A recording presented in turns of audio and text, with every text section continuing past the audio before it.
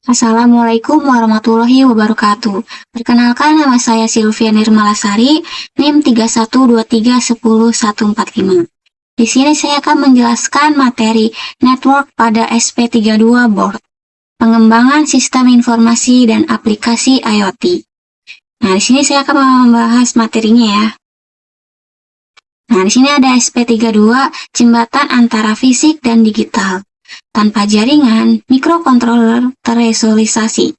Dengan modul Wi-Fi bawaan, SP32 mengubah data mentah dari dunia nyata menjadi informasi yang dapat diakses secara global melalui koneksi internet.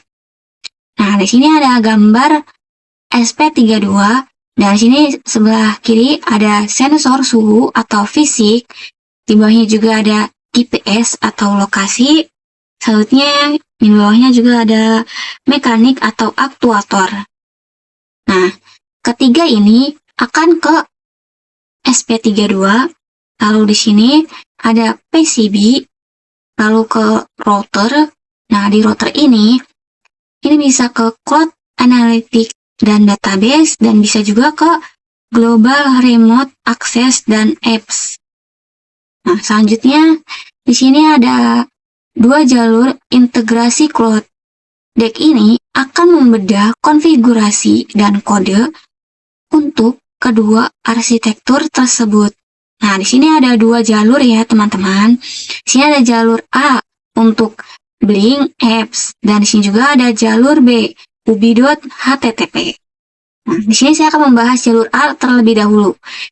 Jalur A, Blink Apps, menampilkan titik lokasi GPS secara real-time pada smartphone. Nah, sedangkan di jalur B, ubi.http mengirim dan memvisualisasikan log data sensor ke database cloud via protokol HTTP.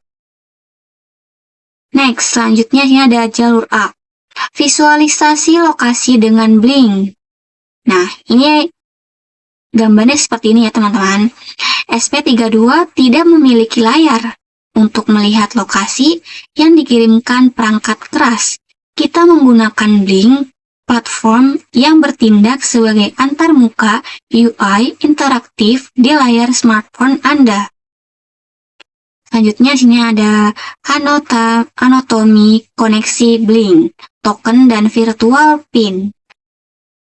Dari kunci akses Own Token, ini menjelaskan dihasilkan saat membuat Now Project, pilih SP32 dan Wi-Fi. Token dikirim via email sebagai autentikasi unik. Nah, selanjutnya sini ada pipa data virtual pin. Widget Maps ditambahkan dari kotak menu. Input diatur ke V2 sebagai pipa khusus untuk mengalirkan koordinat. Nah, selanjutnya sini ada antarmuka. Menjelaskan antarmuka final di aplikasi Blink menampilkan lokasi GPS secara real-time. Nah, di sini ada menjelaskan membangun koneksi. Kode SP32. Nah, ini adalah kode-kode SP32 di Blink. Di sini ada include Blink simple SP32, share on your own token, share SSID, your network name. Nah, ini menjelaskan mengimpor pustaka Blink dan memasukkan kredensial Wi-Fi serta own token. Di bawahnya ada widget Maps, My Apps. V2 menjelaskan mendeklarasikan objek peta yang terikat langsung ke virtual pin V2. Selanjutnya di sini menjelaskan mengirim titik koordinat. Di sini ada dua, void setup dan void loop. Nah, di sini void setup, Blink, begin, own SSID, pass, my map, local ion, index. Nah, ini ada nomor-nomornya ya, teman-teman. Nah, di sini juga ada objeknya Monas. Nah, ini menjelaskan memulai jabat tangan handshake dengan server Blink dan menginisialisasi latitude atau longitude secara spesifik, contohnya Monas. Nah, sini juga ada menjelaskan void loop, Blink run. Ini menjelaskan fungsi wajib agar perangkat tetap sinkron dengan Blink cloud secara terus-menerus. Nah, selanjutnya ini menjelaskan verifikasi jaringan dan hasil eksekusi. Sini ada hardware wave. Nah, ini adalah tampilan hardware wave di Blink atau juga di Arduino. Tampilannya seperti ini. Ada connect to Wi-Fi. Di sini ada IP-nya 192.168.43.19. Nah, tampilan seperti ini, connecting to Blink Cloud ID COM. COM 80, ready ping 1227 ms. Nah, ini menjelaskan menekan tombol N pada SP32, serial monitor mengonfirmasi koneksi jaringan sukses. Nah, ini ada tampilan Cloud View.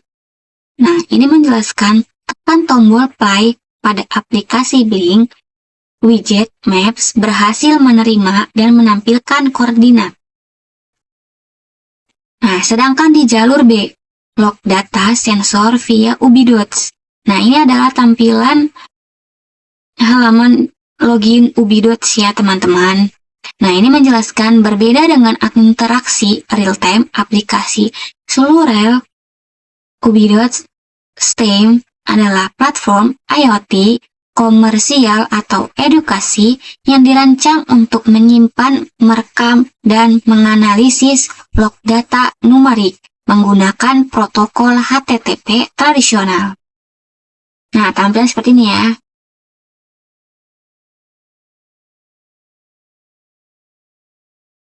Selanjutnya, sini ada hierarki data Ubidots. Nah, ini ada device perangkat utama. Mewakili SP32 fisik dibuat dengan tipe blank device. Namanya termometer. Label termometer. Variabelnya wadah data. Menyimpan nilai metrik spesifik. Tipenya raw. Nama default new variable. Dashboard dan widget visualisasi antarmuka web, widget termometer diintegrasikan secara spesifik untuk membaca new variable. Selanjutnya di sini ada kredensial HTTP dan targeting data. Kode SP32. Nah, ini ada kode SP32 ya, teman-teman. Sini ada include Wi-Fi client, Conscard token, your token, Conscard device label, thermometer, Conscard variable label, new variable. Nah, ini ada gambarnya, di atas ini ada misalnya IP credential, your tokennya. Nah, token ini didapatkan dari menu user IP credentials pada dashboard Ubidot. Nah, ini menjelaskan library client untuk membuka koneksi HTTP. Sedangkan your token ini adalah kunci akses database. Nah, sedangkan thermometer ini adalah target tier 1. Sedangkan sini ada new variable target tier 2. Nah, ini menjelaskan memaketkan data via HTTP request. Ini adalah kode Ubidotnya for data random 30.0,60.0. Nah, ini juga sebelahnya ada data payload HTTP post request. Nah, ini sebelahnya ada gambar termometer. Nah, kita menjelaskan gambar kode ini dulu ya, teman-teman.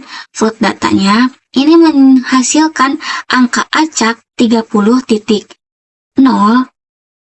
sama dengan sampai 60.0 di dalam void loop sebagai simulasi pembacaan suhu fisik.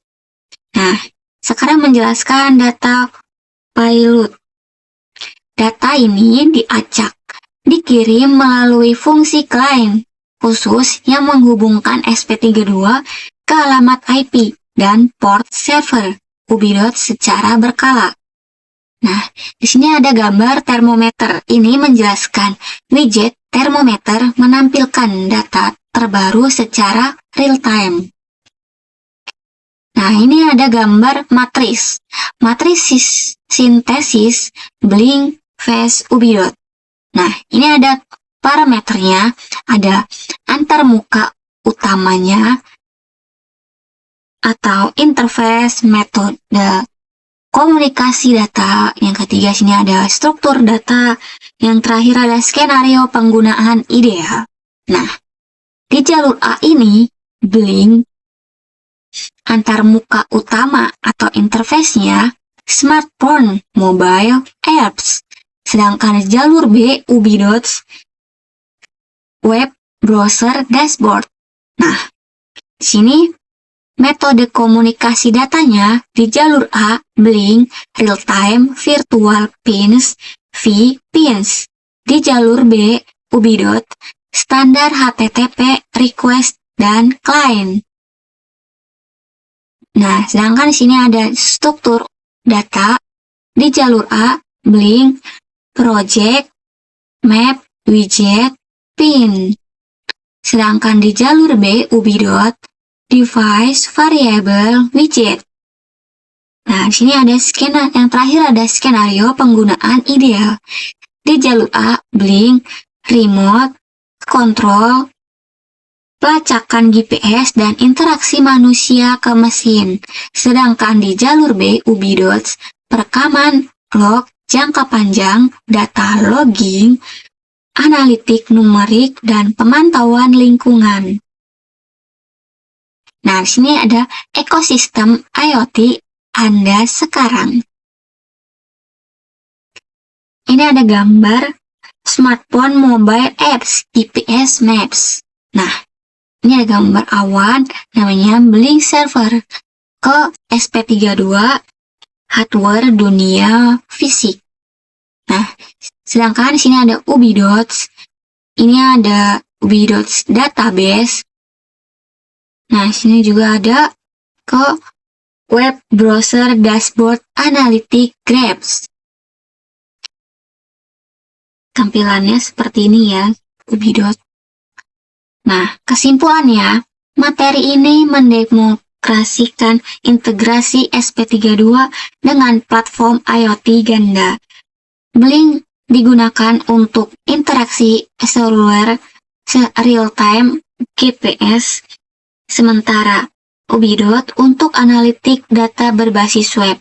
Pendekatan ini memaksimalkan keunggulan setiap platform untuk menciptakan solusi IoT yang kuat dan serbaguna. Nah, kita buka browser terlebih dahulu teman-teman. Kita cari Ubidot, kita klik Ubidot. Nah, tampilannya seperti ini teman-teman. Karena saya belum masuk atau login, kita klik sign up. Nah, kita di sini isi first name dan last name terlebih dahulu. First name-nya Sylvia, last name-nya Nirmalasari. Nah, ini juga ada area of works. Nah, kita pilih student of professor karena saya masih mahasiswa. Jadi student. Company name-nya kita isi email.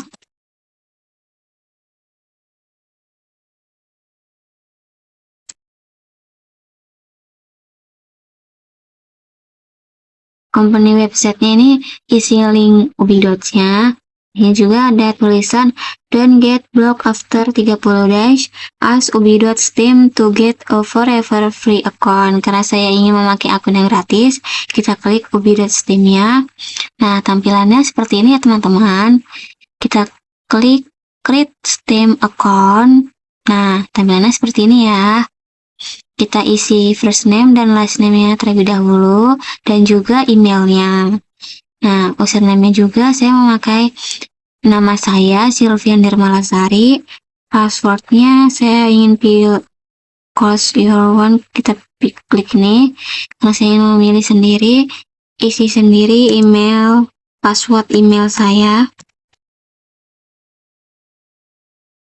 Kita checklist. Ini juga kita checklist.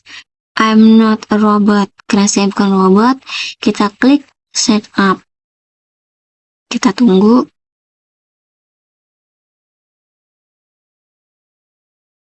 Ini this is username invalid. Oh, kita tambahin karakter.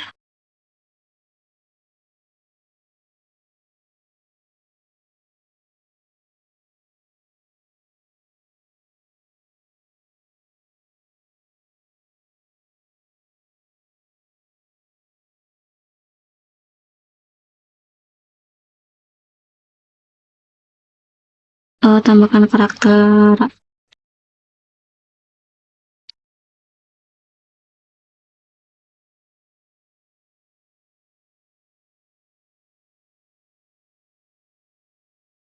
Kita ke login.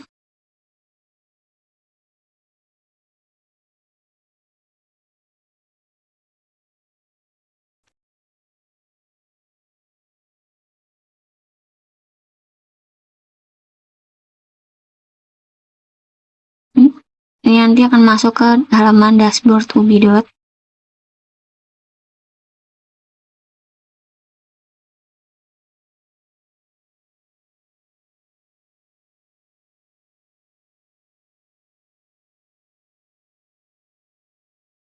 Kita klik nih, nggak usah di save deh. Nah, tampilannya seperti ini ya teman-teman. Oke, di sini kita klik device. Di sini juga kita klik tambah atau plus. Di sini ada klik add device, klik boost device. Nah, tapi kita ingin memilihnya klik add device. Kita klik tambah plus. Nah, kita klik blend device. Di device name ini kita isi tulis monitoring flame dan juga device labelnya monitoring flame, gitu ya teman-teman. Lalu kita save. Nah, selanjutnya di sini ada monitoring flame, tampilannya seperti ini teman-teman. Dan juga di sini selanjutnya ada device. Kita klik device. Nah, di sini juga ada SP32 flame. Di SP32 flame ini ada description, change description, icon, microchip, IP label, SP32 flame, ID, dan token. Nah, di sebelah ini juga ada satu variabel. Nah, di satu variabel ini ada value-nya 0, name-nya flame, last update-nya a few second ago. Selanjutnya di sini ada tampilan codingan Ubidot ya teman-teman. Untuk kita jalankan. Tampilkan kode ini terdapat program SP32 yang digunakan untuk mengirim data ke sensor ke Ubidot secara real-time melalui koneksi Wi-Fi. Program ini mengatur proses perangkat ke jaringan, mengirim data ke server, serta memastikan data dapat diterima dan ditampilkan pada dashboard. Dengan sistem ini, proses monitoring dapat dilakukan secara otomatis, stabil, dan berkelanjutan sehingga memudahkan dalam pemantauan data dari jarak jauh. Nah, ini kita cek nanti ini bisa dijalankan atau tidak ya teman-teman. Ubidot ini. Nah, mari kita jalankan upload. Nah, ini lagi sedang mengupload complete text ya teman-teman. Kita tunggu terlebih dahulu ya teman-teman.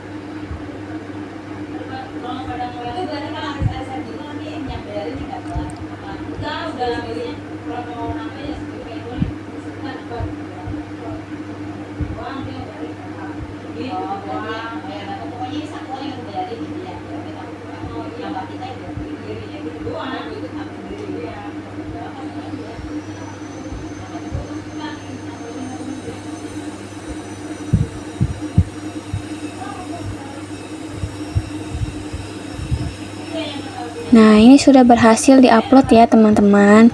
Done uploading. Ini berarti sudah berhasil ya. Tampilannya seperti ini ya teman-teman.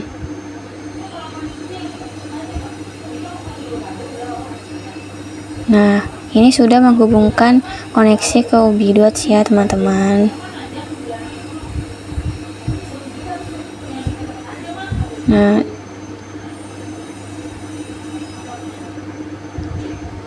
Nah, di sini juga ada, kita klik data, kita klik dashboard, kita klik titik 3 di sebelah monitoring flame. Di dashboard kita ketik monitoring flame. Sini kita klik create. Ini juga ada barcode, indikator widget, Google widget, kita klik Google widget. Nah, di sini kita klik baterai. Nah, di baterai kita klik add variable. Nah, di variabel ini ada SP32 frame dan SP2 pair. Kita klik create set. Nah, selanjutnya saya akan menjalankan monitoring flame ya teman-teman. Pada kondisi ini, sensor SP32 flame mendeteksi adanya IP sehingga status berubah menjadi on.